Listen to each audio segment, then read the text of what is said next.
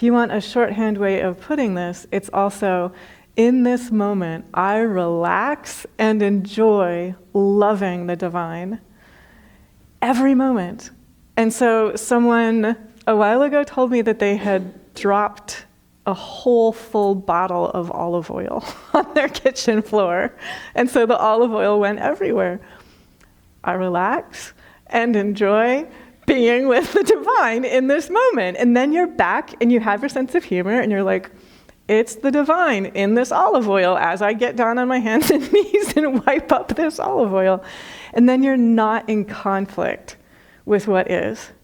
You have awareness, you have responsiveness. And so I'm going to thank you from me and from all of us with just absolute blessings and joy. Karuna just demonstrated with her words, but also with her heart and with her very being. One of the teachings from the Bhagavad Gita is be a yogi. So no matter what it is that we're going through, we're invited to be a yogi. And you just demonstrated that full speed ahead, heart wide open with full awareness. And if you think about it, like think about a mountain. So I love mountains, and the name that my teacher gave me is Swami Nityananda Giri. Giri means mountain. And so if you think about a mountain is there. It is itself. It is completely steady. Sometimes the sun is shining on the mountain. Sometimes there's an incredible storm that is lashing the mountain.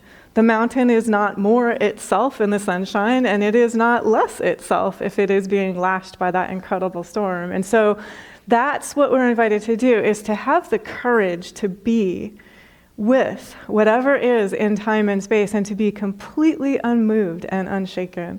And so Karuna and you all demonstrate that with your very lives, with your very being, and it is completely precious. It is so beautiful, and it makes such a difference in consciousness. So please know that every time you do that, every time you say, I will be a yogi in this moment when it's easy to be a yogi. I will be a yogi in this moment when it doesn't seem possible to be a yogi in this moment.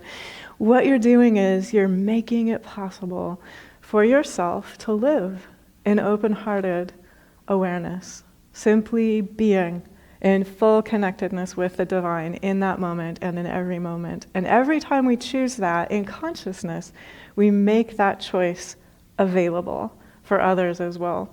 So no choice can be imposed on another, and yet it is like adding to the awareness of that mountain is so steady. It is so beautiful, no matter what the weather is. In the midst of the sun, in the midst of the rain, in the midst of torrential downpours, that mountain is completely, fully itself. And that is what each of us is invited to do. If you want a shorthand way of putting this, it's also, in this moment, I relax and enjoy loving the divine every moment. And so someone a while ago told me that they had dropped a whole full bottle of olive oil on their kitchen floor. And so the olive oil went everywhere. I relax and enjoy being with the divine in this moment. And then you're back and you have your sense of humor and you're like, it's the divine in this olive oil as I get down on my hands and knees and wipe up this olive oil. And then you're not in conflict with what is. You have awareness, you have responsiveness. And so the same thing for the example that Karuna gave, if your body is not doing what it used to do or what you would like it to do, I relax and enjoy being with God in this moment, then there's no conflict. Then the body is fully included in divine love. It's back to that mountain awareness. The mountain is itself, completely, in the sun and in the torrential rain. And the mountain is itself. Whatever is going on in the realm of human affairs, the mountain's completely the mountain. And so whatever we are aware of, I relax and enjoy being with the divine in this moment. Or simply, I relax and I adore the divine in this moment. And then we're also back into our wisdom, our good humor, our we have that just spirit, the spirit of aliveness within us is what is responding through us then. Instead of, Karuna was very honest about this, and thank you for your courage and your honesty. If we're looking at things from our human perspective, we can feel constrained. We can feel really limited. We can feel really the word that came to me was crunchy. I don't know why, so I'm just saying it out loud. We can feel just really crunchy instead of feeling really flexible and open and loving. And so we're just softening that shell. We're softening that border.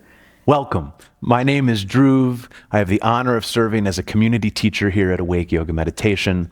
We believe it is possible to live in joy and freedom every day. If you like the content you are about to watch, please like, share, subscribe down below. Thank you and enjoy.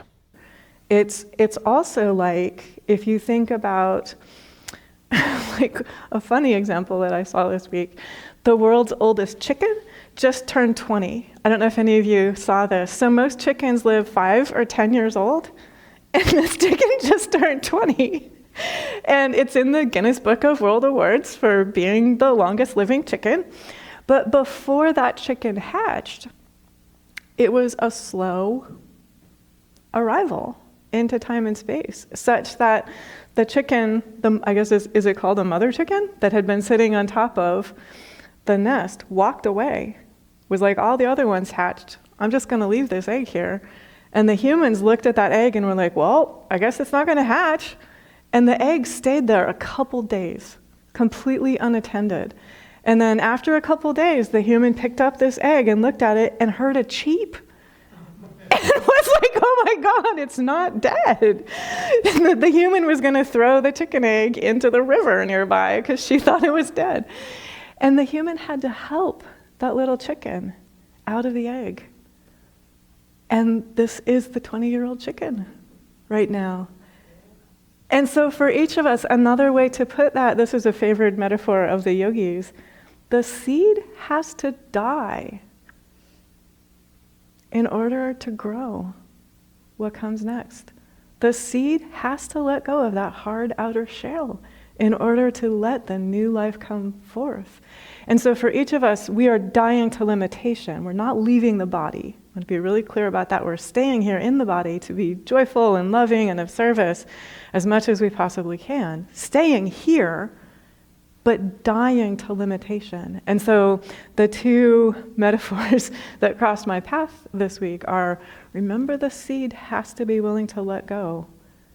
It has to let go of that hard boundary around itself. It has to give itself totally to whatever is next. And it's from that that the sprout comes, the germination comes, the new life comes. And so too, that little chicken, the mother hen thought it was dead. The human attending it thought it was dead. And then, lo and behold, there's this chirp. And 20 years later, this tells you, like, from our human perspective, we can't always predict. 20 years later, this is the world's oldest chicken. And an absolutely beloved chicken. So if you go online and search, you'll be able to find world's oldest chicken, and you'll be able to see its human is there holding it, just cooing to it, petting it, loving it. Like, this also is probably one of the most loved chickens in time and space right now as well. And so for each of us to remember, we're loved the whole way through. When it's humanly comfortable, when it looks like there's no hope. Like the mother hen walked away, it was like, there's no hope for that one. The human walked away and was like, there's no hope for that one. And that's exactly when we're being asked to let go of our limited human perspective and say to the divine, how do you see this? What is your perspective, so that I may expand beyond my own awareness and see what it is that you are seeing?